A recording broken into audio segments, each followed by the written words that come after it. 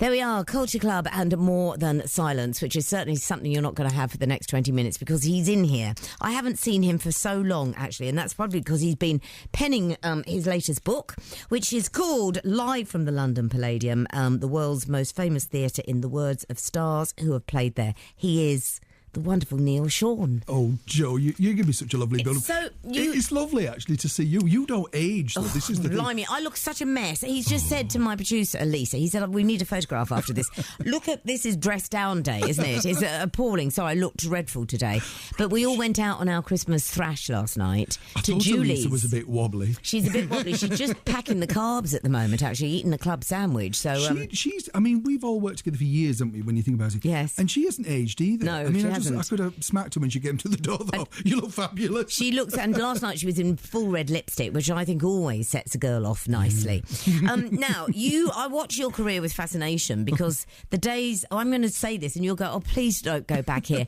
I remember where you and I met, and it wasn't on a radio station. It was when I was recording you because I'd read a thing about you in the Sunday Times or the Evening Standard, maybe it was, how you were there long before other people, but long before Twitter and everything else. You knew the value of celebrities before this big celebrity thing had really happened. You were there collecting autographs and interviewing people, and it's all paid off, hasn't it? Well, do you know, funnily enough, even further before that, because what happened, I mean, seriously, the catalyst of the book was this.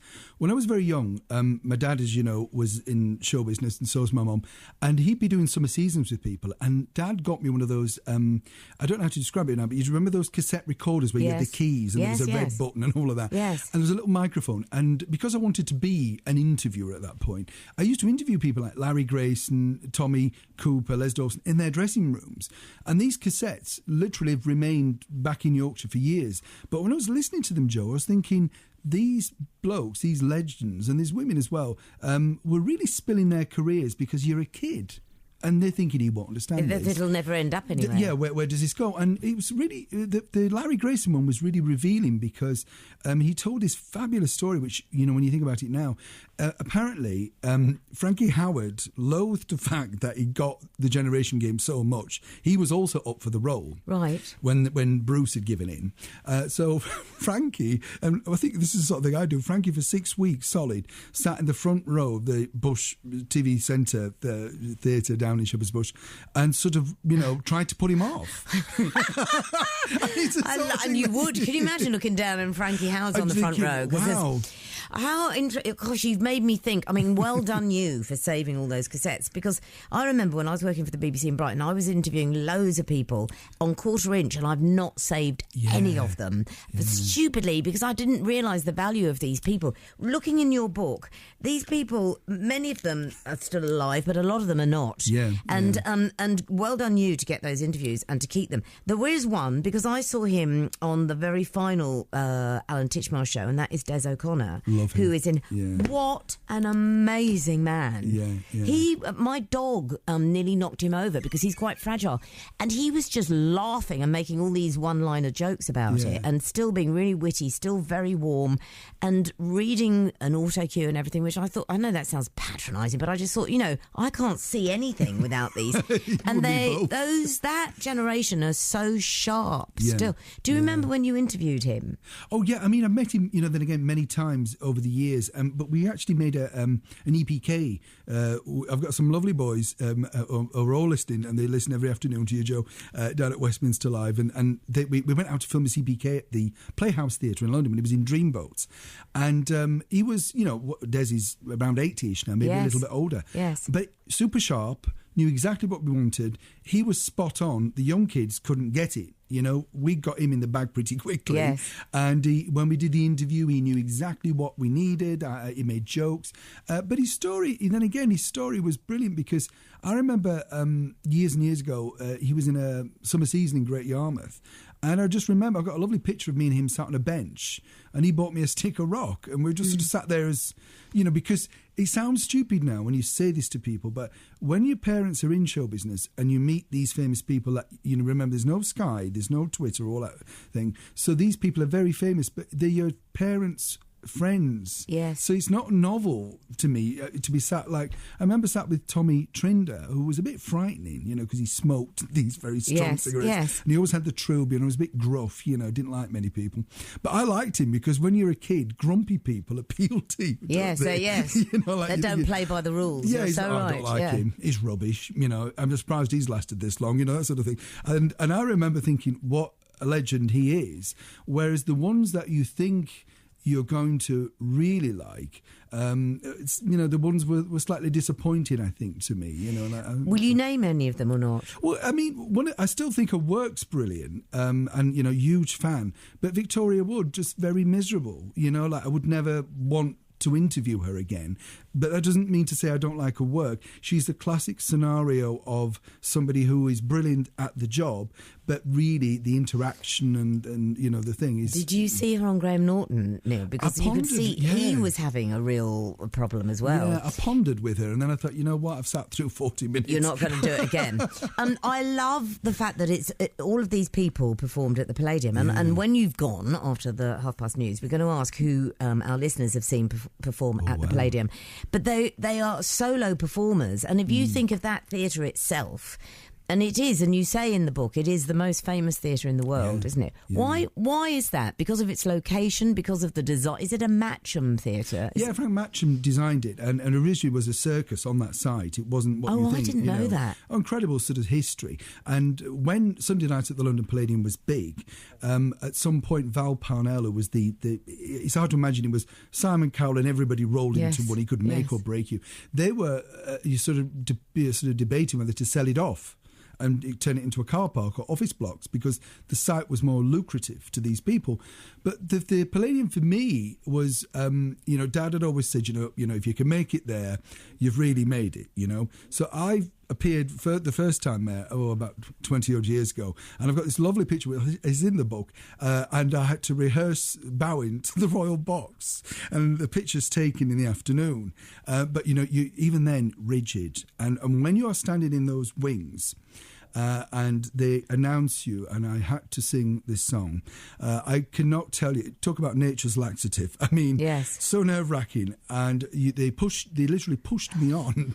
And during the song, honestly, I thought my leg had snapped off because it was rigid with fear, one leg. How do you sing with that going through? See, as an actor, it's easy. You can channel all the nerves. How on earth do you sing when you are rigid with fear? There was a lovely conductor. He was absolutely gorgeous, and in the afternoon he could sense that, remember, I'm surrounded by these huge names, and I was the only one I'd never heard of, and I've been given this wonderful opportunity. And he came up to me and he said, "No, listen, it's what they call a start song, where the singer has to start the vocal. So I'm going to raise my baton, and then go. And on the third time you must get it, And I could feel tears at the back of my eyes and everything. When I got the final note, I had another vision in my head where, I don't know if anybody else gets this, but I could see people carrying me off on a stretcher because I got there. Yes. But secretly, you turn and you bow to the royal box, and then you turn back to the audience and bow. And they said to me, when you finish the song, remember you go stage left. Forgot that, ran stage right, and ran into some dancers. About to come on? No. So it was a bit of a nightmare of an experience, but, Can you then tell me what's it like backstage? Because I have never, ever been backstage to interview anyone. I've never seen backstage at the London Palladium. It's lovely. Is it? Because you know full well most of backstage in a lot of these West End theatres, the last people they think of are the performers. If you think you're queuing for a toilet out front, imagine what's going on out the back. Is it lovely? I mean, it's lovely from our perspective, Joe, as performers. You don't really care. The main dressing room, the number one dressing room, when you're in there, it's got this like two rooms, and I was sat there waiting to interview an actress once, and I remember sitting in the mirror of the thing and thinking of all the people that have sat in that mirror and being nervous on this chair and the walk and everything. It must be terrible. I mean, everybody, Bob Hope, Judy Garland, everybody sat in that room at some point and thought, this is it, When I was there, I was way up the top, Stone Step area, no loo, no tannoy. Step. You know what I mean? Sums it up. Yes, I do know. God. And somebody hollowing up, you know. It's like Heidi. Hello, Heidi. Is that fat bloke up there? Yes, Get him down. Act One beginners. Can you take a call? Can I just say to everybody, I'm intentionally not naming everybody in this book. If you love showbiz like Neil and I do, if you love a London theatre as much as the London Palladium, and if you want to read these interviews that Sean did a lot when he was younger, and people didn't know he was going to be the interviewer he is. So they're very revealing, these interviews. It's in the book, and we'll tell you how you can get it in a moment. But first of all, let's take a call from a listener. Andrew is in Herne Hill. Hello, Andrew. Oh, hello, Joe. I thought I'd cheer myself up on a miserable afternoon by telling you about this wonderful theatre, the Palladium. Go on then. We've got Neil Sean, whose book is based there. So off you go. Oh, good afternoon, Neil. Hello.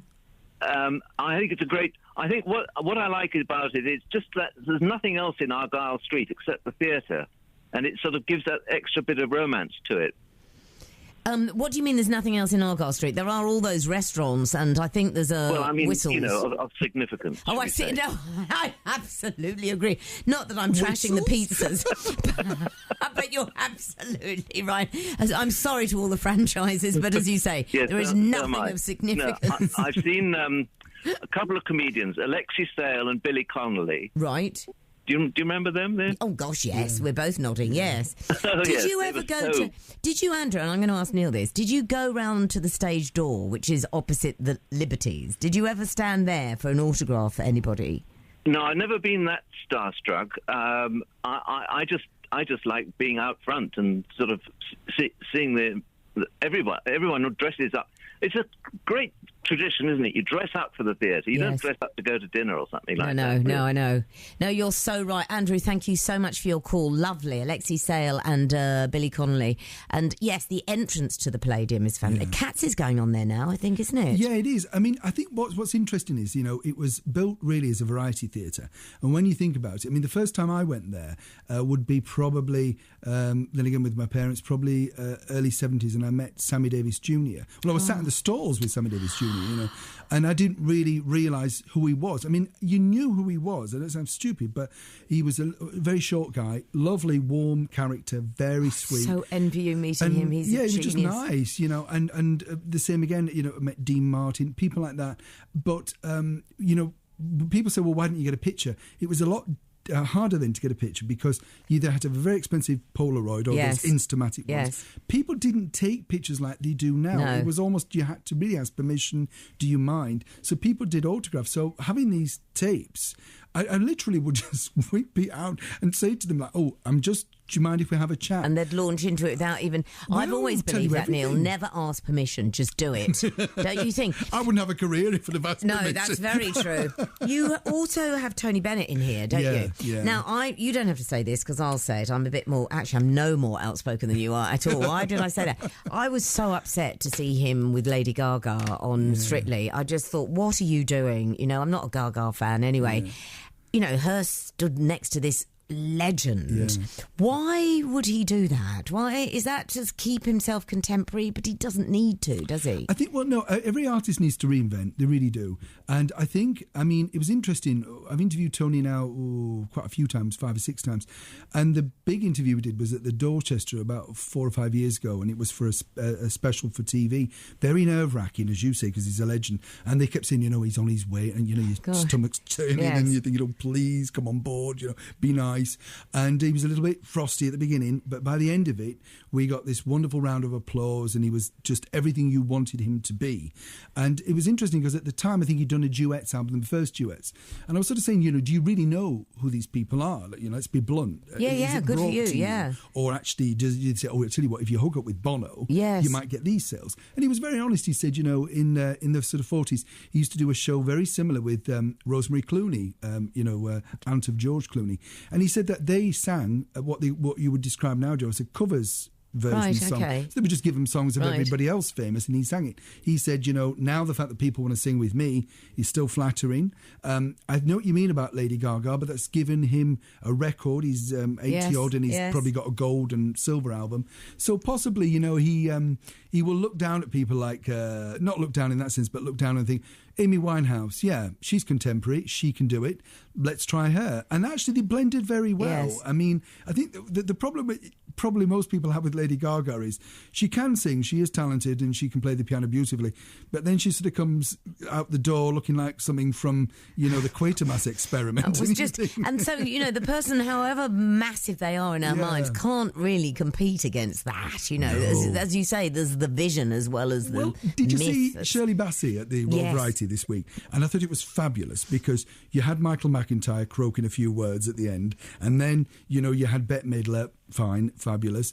Then Shirley Bassey came on, and then cruelly they brought on Ellie Goulding trying to croak this, I've got you under my skin. And I thought, pack up, love, because everybody's now because you're on with the big boys. Yeah, and I just thought, what Shirley Bassey, and she moved herself slightly forward at the end, put her hands out, blocking the view of everybody else, and waved and took everything away. It was pure showmanship. You're so right. And what she's done, and you'll know this from being a singer, is she obviously doesn't have the breath she had, but no one will know. She rephrases her singing, so she's still mind-blowing, but she's changed the arrangements just to behind suit. the beat, basically. Is that what it is? Yeah, you let the note go and then you pick up the note and hopefully nobody notices it. Let's speak to Dee, who's on the line in Elstree. Hello, Dee. Hi. Hello, you're through to Dee. Neil and myself. You're talking about the Palladium. Yeah, amazing. I appeared there in 1972 in the show The Comedians that had the likes of Mike Reed, Charlie Williams, that whole... Was that the one they televised? Yeah. Yes. Yeah. It's in the book, Dee. All of that is in the book from you've Johnny got it. Hamp. Yeah. Oh, look, listen to Dee. Dee's. What a thrill. Dee, what were you, a dancer? I was one of the bel canto singers. Oh, yeah. And I replaced somebody that actually left the show. And I got in I had an audition, but I got in on the proviso that the costume fitted me because they said so much. You love it. On redoing costumes. And I auditioned one day.